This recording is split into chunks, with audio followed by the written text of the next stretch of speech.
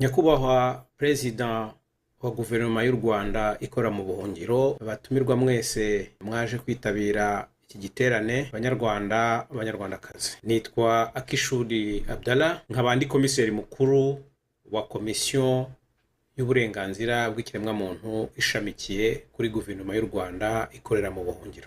Nagira ngo kandi nibutse ko ndi umwe mu bagize uruhare ku ikubitiro igitekerezo cyo gushinga Guverinoma y'u Rwanda ikorera mu buhungiro mu mwaka w'ibihumbi 2017, nkanayibera minisitiri w'intebe wa mbere. Iyi guverinoma yateye intambwe ko kugeza ubu ukurikije uko amashyaka ya opposition yubatse, Guverinoma y'u Rwanda nigerageza guhangana n'ikibazo gishingiye ku turere, gishingiye ku moko, yewe gishingiye no ku madini, bitewe n'uko muri iyo guverinoma dusangamo abahutu, tugasangamo abatutsi, tugasangamo amadini anyuranye, kuko iyi guverinoma iyobowe n'umupadiri, ariko dufitemo abapasiteri batari bakeya basengera yindi myemerere ya gikristu. Yewe akarusho mu ivugurwa rya guverinoma yarahiye kuri uyu wa 11 Kanama umwaka wa 2024, twabonyemo n'abantu basengera mu idini ya Islam. Uko guhuza abantu nakwita diversite ni ishusho itanga icyizere ku banyarwanda ko nta munyarwanda n'umwe uhejwe. Ndahamya ko Guverinoma y'u Rwanda ikora mu buhungiro niyo yonyine itanga icyizere cy'uko ishobora guhindura ibintu mu Rwanda. Imirimo ikora igaragaza umwiteguro wo gusimbura leta y'igitugu iriho. Umwiteguro iwukora ihugura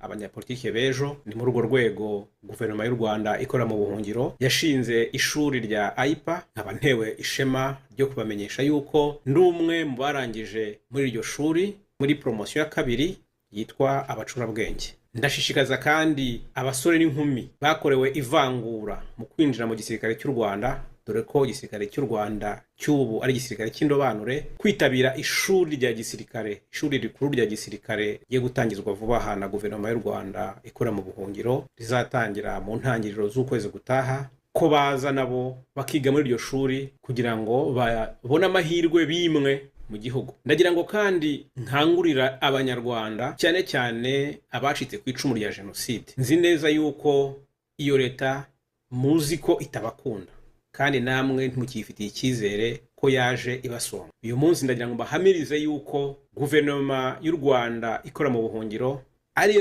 yonyine kugeza ubu ngubu ifite ubushake bwo kugira ngo ihuze abanyarwanda, ndetse nyakubahwa Perezida Thomas Nahimana ahora dukangurira ati nyabuna abo bacika cumu ni mu bamara igihunga baze bisungane natwe bahumure, ntabwo amahano baciyemo Guverinoma y'u Rwanda niramuka ifasha ubutegetsi yatuma bayasubiramo. Ndagira ngo nsoze nsaba abari hano kumfasha kuzirikana zimwe mu mfungwa za politike, harimo Bwana Deogratias Mushayidi maze imyaka irenga 12 muri gereza. Ndagira ngo kandi mumfashe tuzirikane abazize kugira ibyo batangaza. Navuga nka Hakuzimana Rashid, nawe n'umunyapolitike, navuga nka Aimable Karasira, navuga Cyuma Hasani, navuga Idamange Iryamugwiza n'abandi ntarondoye. Ndabashimiye rero kuba mwanteze amatwi. Imana ikomeze ibarinde, mugire amahoro.